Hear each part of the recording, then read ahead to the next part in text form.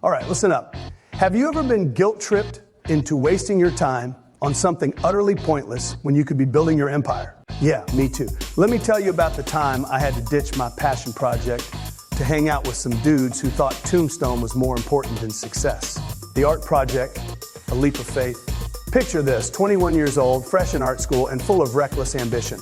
Me and two classmates came up with this insane idea, a 6-hour art show with live music, food, fashion, and 12 artists showcasing their work. It was ambitious, maybe even stupid, but we didn't care. People around us, they weren't exactly lining up to cheer us on. Our art teacher practically laughed in our faces, and everyone thought we were biting off more than we could chew. But here's the thing, 3 months of planning later, 200 people showed up. Not bad for a bunch of first years. We learned a ton. Sure, we were amateurs, but we made it happen. And that's the thing about chasing something big. It's messy, chaotic, and totally worth it. But then, life threw me a curveball in the form of a manipulative pastor and a so-called men's night. The church incident, guilt and priorities.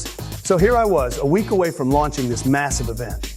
I was responsible for the fashion segment, coordinating designers, hairstylists, makeup artists, the whole shebang. My plate was overflowing. Enter men's night at my church. The deal? A bunch of guys sit around at the pastor's house, eating pizza, drinking beer, and watching Tombstone. Sounds harmless, right? Except I didn't have time for it. I went up to the pastor, laid it all out. Hey, I'm swamped. I've got this event coming up, and I need every second I can get to pull it off. And you know what this guy did? Instead of understanding or encouraging me, he pulled out the guilt trip playbook. He hit me with the classic lines, you don't care about the church, you don't care about your brothers, and my favorite, this event can wait. Translation, your dreams don't matter. Sit down, shut up, and watch this cowboy movie. Against my better judgment, I gave in. For 3 hours, I sat there pretending to care about Tombstone while my mind was screaming about all the things I still needed to do. And the cherry on top, a couple of guys from the church who promised to help me with the event, they ghosted. Classic. The turning point, lessons learned. That night was a wake-up call.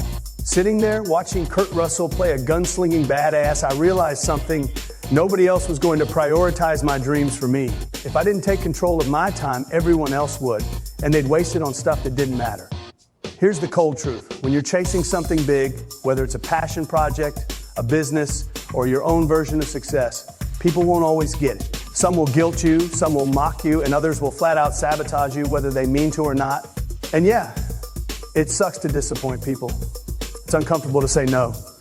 But what's worse? Wasting your potential just to keep everyone else happy. That night taught me that sometimes you've got to make hard choices. You have to let people down, say no, and focus on what really matters, even if it makes you look like the bad guy. Because here's the thing, those same people who guilt you for prioritizing your goals, they're usually the ones who don't have any of their own. Balancing life and passion projects, here's the part nobody tells you, balance is a myth. You can't juggle everything perfectly when you're trying to build something extraordinary. I mean, you can try, but you'll either burn out or end up half-assing everything. Kevin O'Leary said it best. There's no such thing as work-life balance when you're building a business, and he's right. When you're in the grind, it's not about balance, it's about priorities. That doesn't mean you should ignore your family, friends, or health, but let's be real, there are times when crunch mode kicks in, and you have to put everything else on the back burner. Big projects demand big sacrifices, and yeah, people won't always like it. The key is knowing what's worth your time and what's not. Watching Tombstone with a bunch of guys who didn't support my vision? Not worth it. Pouring every ounce of energy into that art show? Absolutely worth it. The people who matter will understand, or they won't, and that's on them.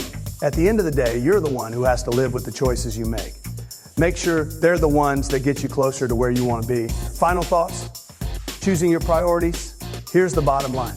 If you want to achieve something great, you're going to piss people off. You'll disappoint friends, ignore social norms, and sometimes feel like an absolute jerk.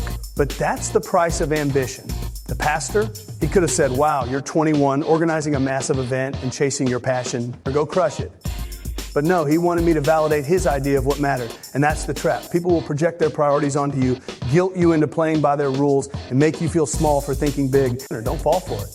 Not everyone will get what you're doing, and that's okay. You're not here to live someone else's version of life. You're here to build your own. So the next time someone tries to guilt you into putting your dreams on hold, ask yourself, who's going to live with the regret if I don't do this? Because it sure as hell won't be them. Chase your passion, let them call you selfish, let them roll their eyes. And when you're standing on the other side of success, you'll know you made the right call.